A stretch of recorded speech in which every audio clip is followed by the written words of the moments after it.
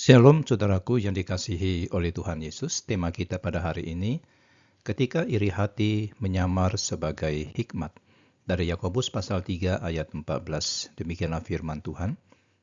Jika kamu menaruh perasaan iri hati dan kamu mementingkan diri sendiri, janganlah kamu memegahkan diri dan janganlah berdusta melawan kebenaran.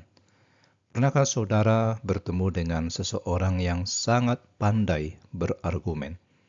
Tetapi di balik argumennya itu tersimpan iri hati dan ambisi pribadi yang membungkus keegoisan dengan bahasa rohani. Ia menyamarkan persaingan sebagai perjuangan untuk kebenaran.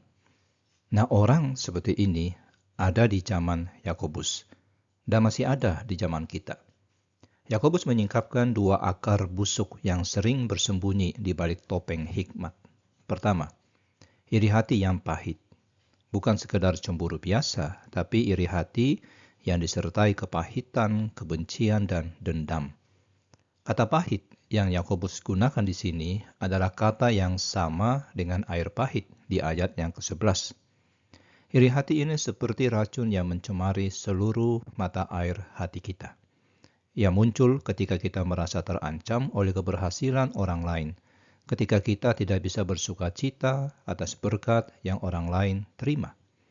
Yang kedua, mementingkan diri sendiri.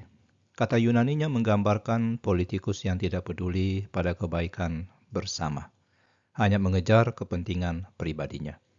Nah, dalam konteks jemaat, ini adalah sikap orang yang mengejar posisi, pengaruh, dan pengakuan tanpa peduli apakah ambisinya memecah belah komunitas atau tidak.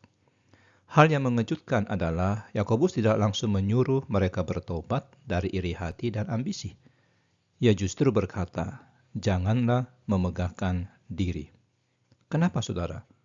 Karena masalah terbesarnya bukan iri hati itu sendiri, melainkan penyangkalannya. Jadi orang-orang ini menyamarkan iri hati sebagai semangat kebenaran dan ambisi pribadi sebagai pelayanan. Mereka berbangga dengan hikmat yang sebenarnya hanya topeng bagi keegoisan.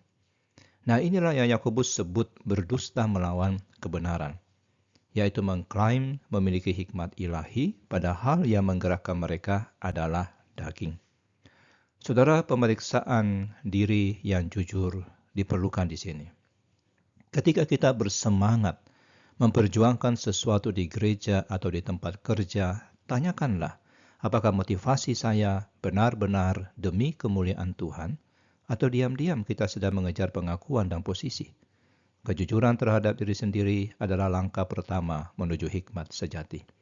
Dan sebagai refleksi, iri hati yang pahit dan ambisi pribadi adalah musuh paling berbahaya karena mereka pandai menyamar sebagai semangat rohani.